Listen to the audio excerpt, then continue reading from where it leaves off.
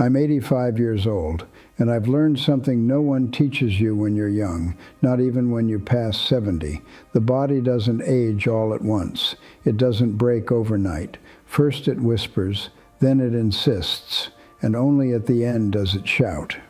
The problem is that most people don't listen while there's still time. I didn't either at first. I believed that growing old was about enduring, about resisting, about accepting that every year brings less strength and more limits. I was wrong. Over time, I understood that the body always knows where it's headed, and it says so through clear, quiet, constant signals.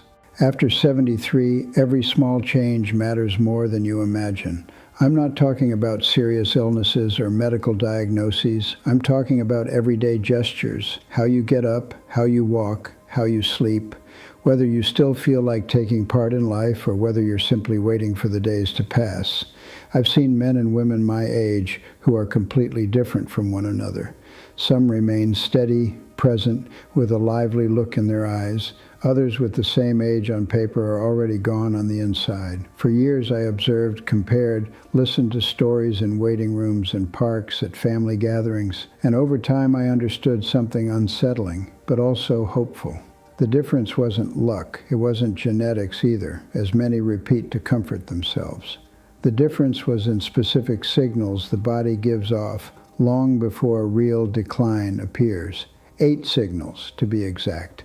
8 ways the body reveals how much useful, conscious, independent time it has left. The most important thing is this: none of those signals is a final sentence. All of them can get worse if ignored, but almost all of them can improve if addressed in time. I myself have recovered things I thought were gone forever. Not youthful strength, not unrealistic fantasies, but something far more valuable: stability, clarity, and trust in my own body. I'm not speaking from theory or empty optimism. I'm speaking from an age where you no longer need to impress anyone, only to tell the truth. If you are over 73 or approaching that age, these signals are already present in you. The question is not whether they exist. The question is whether you are willing to look at them directly before it's too late. The first signal appears in a gesture so simple that almost no one pays attention to it: how you get up from a chair. I started noticing it at 78, although I didn't want to admit it then. I stood up slowly with excessive caution, looking for support before my legs did their job. It wasn't pain, it was distrust. And that distrust is dangerous, because when the body stops trusting itself, it begins to give ground. Standing up without using your hands is not a trick or a test of pride. It's a direct conversation between your muscles, your joints, your balance, and your brain. When that movement becomes clumsy, fragmented, or insecure, the body is saying that something is switching off too early. I met a man, Ernest, a year younger than me, who stopped visiting his friends because he feared he wouldn't be able to get up from the couch without help. No one knew. He smiled, cracked jokes, but inside he was already shrinking. One day he fell in his own home. It wasn't the fall that changed him. It was realizing that he had stopped training the basic act of standing up. When he started practicing again, first with support, then with less help, something more than his legs came back online. He regained a sense of control. That's the key. If getting up is hard for you today, improvement doesn't come from avoiding it, but from practicing it every day, slowly, with awareness. Sitting down and standing up several times, even if at first you use support, is one of the most direct ways to tell the body that something is still expected of it. The second signal appears right after, when you start walking. I'm not talking about walking far or fast like an athlete. I'm talking about the natural pace at which you move through your own home, along the sidewalk, across a room. Walking speed is an involuntary confession of the body. When it becomes slow, shuffling, insecure, it's not just fatigue. It's a sign that systems are no longer working in harmony. The heart, the muscles, the nerves, and balance begin to fall out of sync. I noticed it when other people started waiting for me without saying anything. That silence is hard. They don't say it to spare your feelings, but you feel it all the same. A woman in the neighborhood, Claire, had always walked with a steady stride. One day she began avoiding wide crossings because the light felt too short. Instead of resigning herself, she decided on something simple, to walk every day, even if only a little, but with intention. Not distracted strolling, but walking upright, looking ahead, setting the pace. At first it was hard for her to maintain the rhythm. After a few weeks, her body began to respond. The speed never returned to what it once was, but it was enough to give her back a sense of security. Walking better doesn't require equipment or medication. It requires consistency, attention to your steps, and above all, not accepting slowness as an inevitable destination. These two signals are deeply connected. If you struggle to stand up, you'll walk cautiously. If you walk with fear, your muscles weaken even more. It's a silent cycle that shortens independence year after year. The way to break it is not by forcing yourself, but by training the basics every day. Standing up with control, walking with purpose, even if it's little, even if it's slow at first. The body understands that message better than any words. When you can still stand up and move forward without feeling that the world is too big for you, there is still a lot of time ahead. And when it starts to become difficult, you are still in time to regain ground if you don't look the other way. There are signals that don't announce themselves through obvious clumsiness or fear of falling.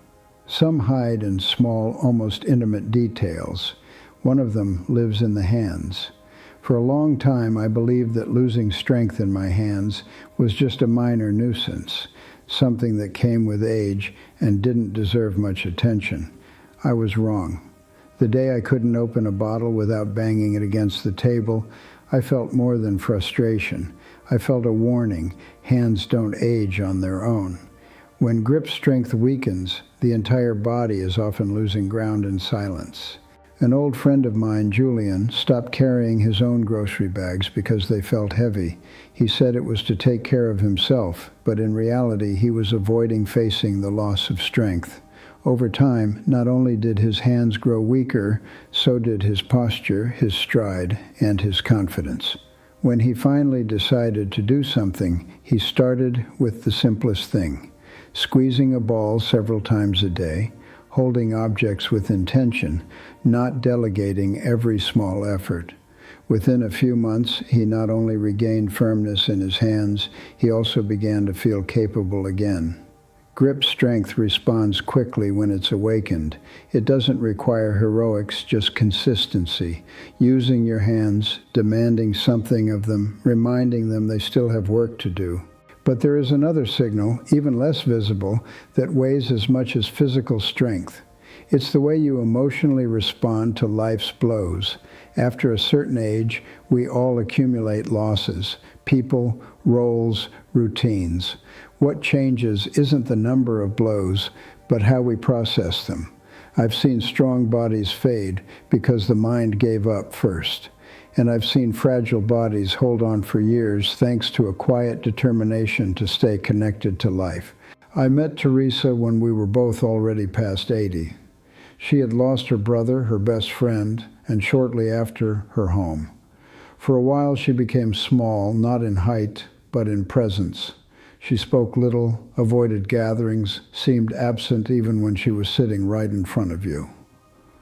Her health began to decline without a clear cause. A doctor told her something she never forgot: "You're not sick, you're disconnected." That sentence shook her.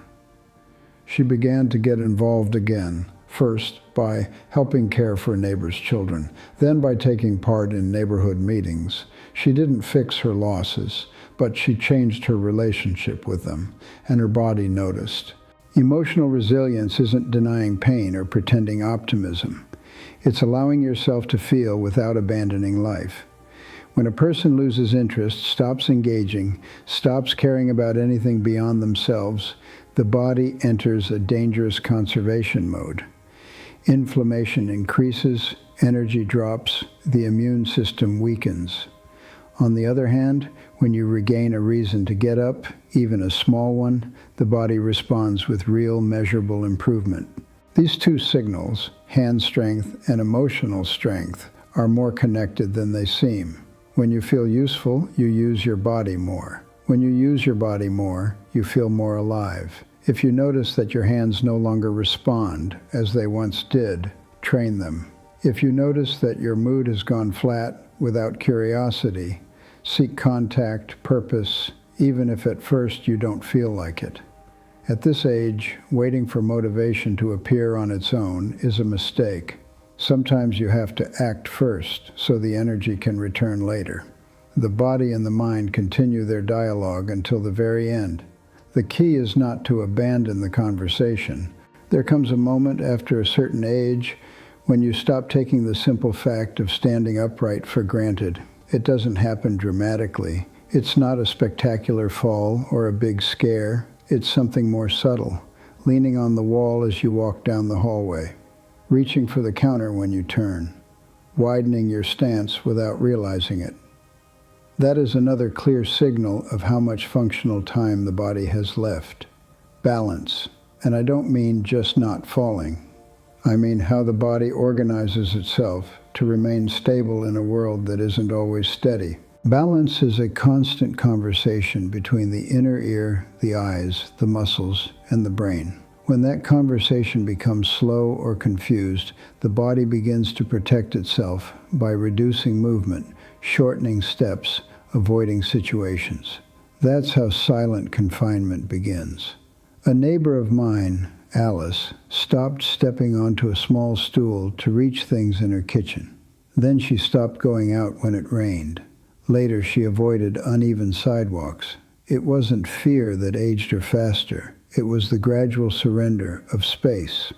When she began to train her balance deliberately, standing on one foot near a safe surface, something changed. Not only did her stability improve, she also reclaimed her place in the world. Practicing balance, even for a few seconds a day, reminds the brain that it still has to coordinate, react, and support. Another powerful signal appears when night falls. Sleep. Not the number of hours you spend in bed, but the real quality of your rest. With the years, many people accept poor sleep as normal. Constant awakenings, light sleep, daytime fatigue. I did too for a while, until I understood that sleeping badly doesn't just steal energy from the next day, it steals years from the future. The body repairs itself during sleep, the brain cleans itself, systems recalibrate. When that doesn't happen, wear and tear accelerates. A former co-worker, Richard, slept in fragments. He said he had always been that way. But his memory began to fail, his patience grew thin, and his body seemed inflamed for no clear reason. He didn't take miracle pills. He started with something more basic: regular schedules, less artificial light at night, more exposure to sunlight in the morning, and gentle walks during the day. It took weeks, but his sleep became deeper, and with that came back mental clarity and an emotional steadiness he thought was gone for good. Sleeping well at this age isn't a luxury, it's a vital necessity.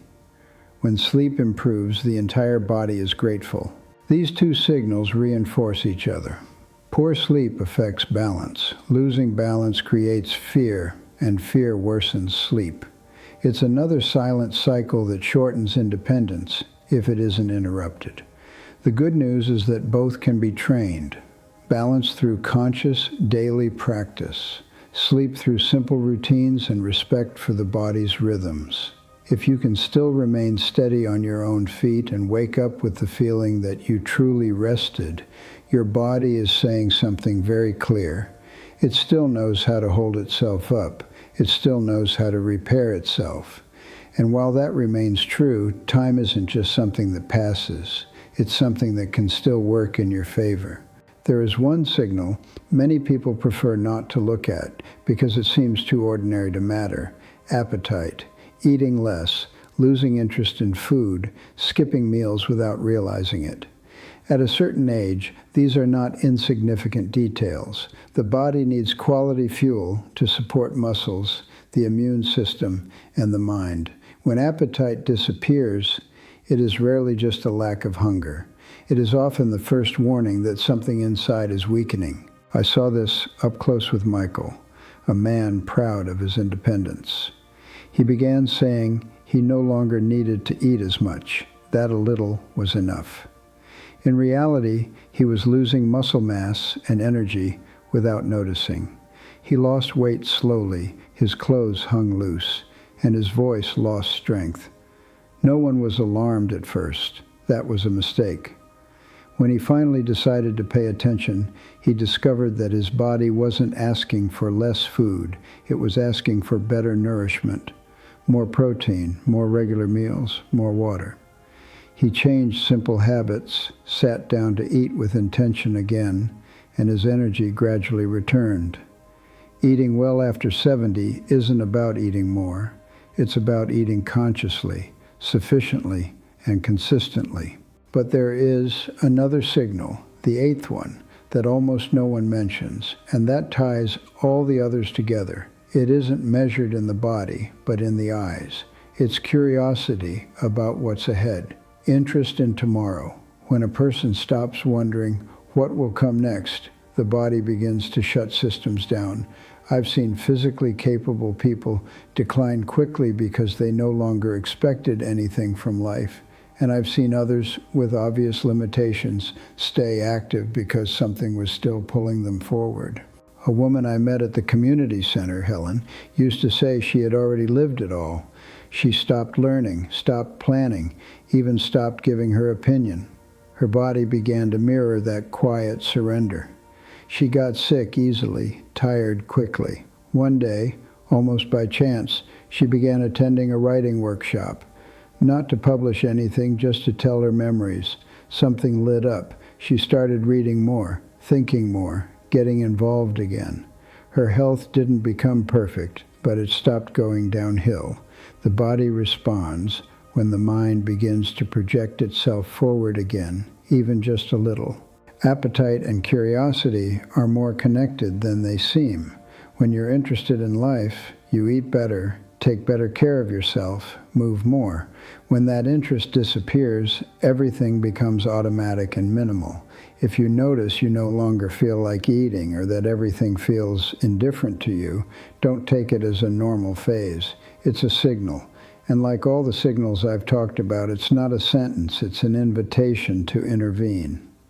At this age, living longer isn't just about years on a calendar. It's about years with presence, with enough energy to decide, to move, to participate. The body keeps listening until the end. The question is whether you are still listening to it.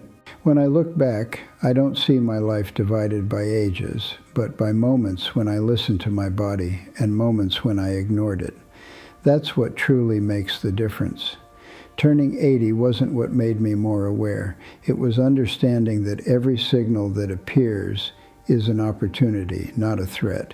The body doesn't suddenly betray you. It warns you in advance. It does so in simple, almost humble ways, waiting for you to pay attention. We've gone through 8 signals that don't require complex diagnoses or technical language. The way you stand up, how you walk, the strength in your hands, your balance, your rest, your appetite, your ability to stay emotionally grounded, and your interest in what has yet to happen. None of them exists in isolation. They all influence one another. When one weakens, the others begin to suffer. When you strengthen one, the rest often respond.